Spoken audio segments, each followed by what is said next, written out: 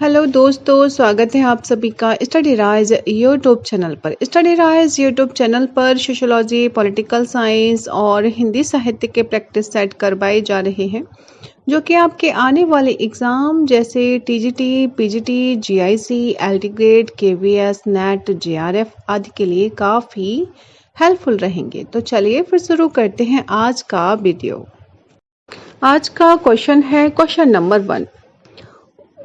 उस वर्ष को चिन्हित करें जिसमें समेकित ग्रामीण विकास कार्यक्रम को अमल में लाया गया था। तो ऑप्शन में है 1980, 1981, 1982, 1995। तो राइट आंसर क्या होगा इसमें? 1980। जो समेकित ग्रामीण विकास कार्यक्रम है वो कब लाया गया था? 1980 में अमल में लाया गया था। देखो, जो समन्वित ग्रामीण विकास कार्यक्रम जैसे इंग्लिश में बोलते हैं इंटीग्रेटेड रूरल डेवलपमेंट प्रोग्राम यानी कि IRDP। IRDP जो है वो 2 अक्टूबर 1980 से छठी योजना के दौरान शुरू हुआ था। यह योजना मुख्यतः किस पे? गरीबी पे तथा बेरोजगारी के निवारण की दिशा में पहली सबसे अधिक महत्वाकांक्षी योजना है। किस किस पे? गरीबी पे तथा बेरोजगारी के निवारण पे। अच्छा, इसमें पहली बार गरीबी पर प्रत्यक्ष प्रहार की नीति अपनाई गई। यह मूलतः यानी कि यह जो योजना है तो वो किस पे? निर्धनता उन्मूलन से संबंधित है, पर इसमें लोगों को कृषि से संबंधित अनेक क्रियाओं के बारे में भी स्वरोजगार प्रदान करने की व्यवस्था की गई थी। तो इसका जो राइट आंसर क्या होगा? 1980 में, यानी कि IRDP 2 अक्टूबर 1980 से छठी योजना के दौरान प्रारंभ हुई। तो कभी कभी ये भी पूछ लिया जाता है कि 2 अक्टूबर, अगर अक्टूबर या फिर ऐसे मंथ में जब दे देते ना तो उसमें कंफ्यूजन हो जाता है। तो आप पूरा ही लर्न कर लीजिएगा 2 अक्टूबर 1980 से। और कौन सी योजना? इसमें योजना भी पूछ ली जाती है। तो छठी योजना के दौरान, ये कब बनी थी? छठी योजना के दौरान ये अमल में लाई गई थी। अच्छा, नेक्स्ट है क्वेश्चन नंबर 2। समेकित ग्रामीण विकास कार्यक्रम का प्राथमिक उद्देश्य क्या था? अब ऑप्शन में देखो, श्रम की समस्याओं के समाधान के लिए, ग्रामीण बेरोजगारी को समाप्त करने के लिए, कृषि उत्पादन में वृद्धि के लिए, और डी है निर्धनता उन्मूलन के रूप में। तो राइट आंसर क्या होगा? समेकित ग्रामीण विकास कार्यक्रम यानी कि IRDP का जो प्राथमिक उद्देश्य है वो क्या था? निर्धनता उन्मूलन के रूप में, यानी कि डी ऑप्शन इसका राइट आंसर होगा, निर्धनता उन्मूलन के रूप में। नेक्स्ट है क्वेश्चन नंबर 3। एकीकृत ग्रामीण विकास कार्यक्रम यानी कि IRDP में शामिल नहीं है। अब जो IRDP में शामिल नहीं है वो हमें इसमें बताना है। तो इसमें कई सारी जो IRDP जो बना था तब इसमें कई सारी योजनाओं को सम्मिलित किया गया था, जैसे SFDA था, MFAL था, DPAP था, है ना, DDP था, ऐसे करके कई सारी योजनाएं इसमें विलय हो गई थी। तो इसमें से वही पूछा कि इसमें से कौन सा शामिल नहीं है। तो देखो, DPAP तो ये शामिल था, ठीक है। और बी है इसमें COFEPOSE, तो ये वाला जो है वो शामिल नहीं था। तो यही क्या होगा? राइट आंसर होगा, यानी कि जो बी ऑप्शन है इसमें IRDP में जो शामिल नहीं है तो वो कौन सा है? COFEPOSE, तो ये वाला राइट आंसर होगा। और जबकि DPAP था और सम्मिलित था, SFDA भी था और CAD भी था। तो ये तीनों थे, लेकिन ये वाला बी जो ऑप्शन है वो नहीं था। नेक्स्ट है क्वेश्चन नंबर 5। निम्नलिखित में से समन्वित ग्रामीण विकास कार्यक्रम का उत्तरदायित्व किस पर होगा? तो किस पर होगा? राज्य सरकार पर, केंद्र सरकार पर, स्थानीय स्वशासी निकाय पर, या फिर पंचायत समिति पर। तो राइट आंसर होगा समन्वित ग्रामीण विकास कार्यक्रम का उत्तरदायित्व राज्य सरकार पे होगा। किस पे होगा? राज्य सरकार पे। तो इसका ए ऑप्शन राइट आंसर होगा। नेक्स्ट है क्वेश्चन नंबर 6। इनमें से किसने सामुदायिक विकास कार्यक्रम का मूल्यांकन किया है? तो ऑप्शन में है AR Desai, SC Dubey, Oscar Lapis, या फिर डी है ये सभी।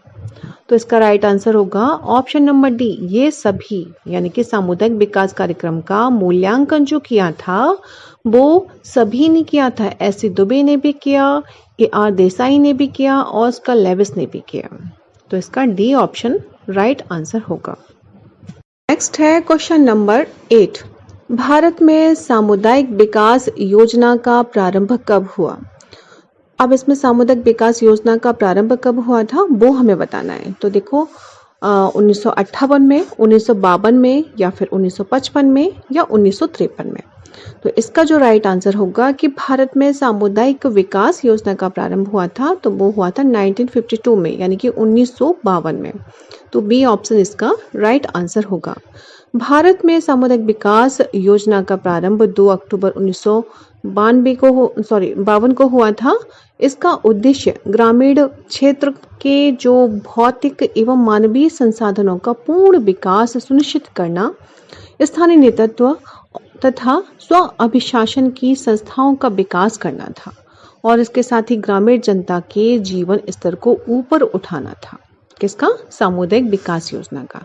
तो जो इसका प्रारंभ हुआ वो कब हुआ? 1952 में, 1952 ईस्वी में। नेक्स्ट है क्वेश्चन नंबर 9। पंचायती राज संस्थाएं होती हैं, अब कैसी होती हैं संस्थाएं? एक स्तरीय होती हैं, द्विस्तरीय, त्रिस्तरीय, या फिर 4 स्तरीय। तो राइट आंसर क्या होगा? राइट आंसर होगा इसका ऑप्शन नंबर सी, यानी कि त्रिस्तरीय। पंचायती राज संस्थाएं कैसी होती हैं? त्रिस्तरीय होती हैं। पंचायती राज व्यवस्था जो है उसका शुभारंभ, अगर ये क्वेश्चन आ जाता है इसमें, शुभारंभ इसका लर्न कर लीजिएगा कि 2 अक्टूबर 1959 को भारत के प्रथम प्रधानमंत्री पंडित जवाहरलाल नेहरू द्वारा राजस्थान के नागौर जिले से किया गया था। तो ये बहुत पूछा जाता है, ये दोनों ही क्वेश्चन आते हैं कि एक तो इसकी डेट आ जाती है कि कब से शुरू हुआ और ये कहाँ पे शुरू हुआ, तो ये भी आ जाता है, स्थान भी आ जाता है, नागौर जिला। अब कौन से राज्य का है तो ये भी पूछ लिया जाता है, राजस्थान में है। और किसने किया था? तो फर्स्ट प्राइम मिनिस्टर ने किया था। अच्छा, तो इसमें जो पंचायती राज जो संस्था है उसमें एक क्वेश्चन बनता है यहाँ पे, जो समिति कमेटी की जो बात आती है, तो वो कौन सी कमेटी थी? तो वो कमेटी कौन सी थी? बलवंत राय मेहता समिति। कौन सी थी? बलवंत राय मेहता समिति। तो ये जो समिति थी बलवंत राय मेहता समिति ने क्या किया था कि पंचायती राज के लिए 3 स्तरीय व्यवस्था की सलाह दी थी। किसने दी थी? ये भी क्वेश्चन पूछा जाता है कि जो त्रिस्तरीय प्रणाली है पंचायती राज में, तो वो किसने बताया था, है ना? तो वो किसने बताया था? बलवंत राय मेहता जी ने।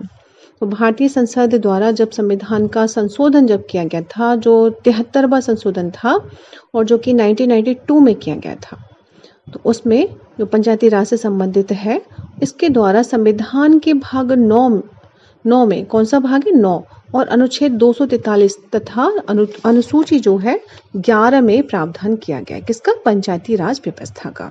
तो इसमें काफी सारे क्वेश्चन बन जाते हैं, 8-10 क्वेश्चन बनते हैं। तो इसे पूरा सा आप जब पढ़ेंगे अपनी बुक में तो इसे पूरा तैयार कर लीजिएगा। तो अभी तो इसमें राइट आंसर क्या होगा? ऑप्शन नंबर सी, त्रिस्तरीय संस्थाएं होती हैं। नेक्स्ट है क्वेश्चन नंबर 10। पंचायती राज का मुख्य उद्देश्य क्या है? तो ऑप्शन में है कृषि उत्पादन को बढ़ाना, रोजगार बढ़ाना, लोगों में राजनीतिक जागरूकता को बढ़ाना, लोगों को विकास मूलक प्रशासन में भागीदार बनाना। तो इसका राइट आंसर क्या होगा? ऑप्शन नंबर डी, यानी कि पंचायती राज का मुख्य उद्देश्य है लोगों को विकास मूलक प्रशासन में भागीदार बनाना। तो डी ऑप्शन राइट आंसर होगा। नेक्स्ट है क्वेश्चन नंबर 11। ग्राम पंचायत की सदस्यता के लिए न्यूनतम आयु क्या है? तो 18, 19, 20 या फिर 21 वर्ष। तो राइट आंसर क्या होगा? ग्राम पंचायत की सदस्यता के लिए न्यूनतम आयु है 21 वर्ष, यानी कि 21 वर्ष। तो डी ऑप्शन इसका राइट आंसर होगा। नेक्स्ट है क्वेश्चन नंबर 12। भारत में त्रिस्तरीय पंचायती राज व्यवस्था की अनुशंसा किसने की थी? तो ऑप्शन में है LM सिंघवी समिति, GKV राव समिति, बलवंत राय मेहता समिति, अशोक मेहता समिति। तो राइट आंसर क्या होगा कि भारत में त्रिस्तरीय पंचायती राज व्यवस्था की अनुशंसा किसने की थी? तो वो की थी बलवंत राय मेहता समिति ने। किसने की थी? बलवंत राय मेहता समिति ने। तो सी ऑप्शन इसका राइट आंसर होगा। नेक्स्ट है क्वेश्चन नंबर 14। भारतीय संविधान 73वां संविधान अधिनियम 1992 का संबंध है। तो किससे है? तो देखो, शिक्षा के विकास से, दहेज निरोधक अधिनियम से, या पंचायती राज से, या फिर ग्रामीण आधारभूत संरचना से। तो ये पूरा ही लर्न कर लीजिएगा। भारतीय संविधान जो कि 73वां संशोधन अधिनियम जब बना था 1992 में, 1992 में, उसका संबंध किससे? पंचायती राज से। किससे? पंचायती राज से। तो सी ऑप्शन इसका राइट आंसर होगा। नेक्स्ट है क्वेश्चन नंबर 15। भारतीय संसद द्वारा 1992 में बने पंचायती राज बिल को स्वीकार किया गया। तो पंचायती राज बिल को स्वीकार किया गया था किसमें? 70वें संशोधन के रूप में, 73वें संशोधन के रूप में, 74वें संशोधन के रूप में, या फिर 68वें संशोधन के रूप में। तो आपको पता ही है कितना है? 73वें संशोधन के रूप में, यानी कि बी ऑप्शन इसका राइट आंसर होगा। नेक्स्ट है क्वेश्चन नंबर 16। स्वतंत्र भारत में पंचायती राज व्यवस्था मूलतः कितनी स्तरों की है? तो क्वेश्चन वही रिपीट हो गया। तो आप लोगों को इसका आंसर पता है कितना है? 3 स्तरीय। इसमें दिया हो सी ऑप्शन 3 स्तरीय। स्वतंत्र भारत में पंचायती राज व्यवस्था मूलतः 3 स्तरीय है। ठीक है। और नेक्स्ट है क्वेश्चन नंबर 17। क्षेत्रीय विस्तार के आरोही क्रम में कौन है? तो क्षेत्रीय विस्तार में आरोही क्रम में हमें बताना है कि कौन सा क्रम इसमें सही है।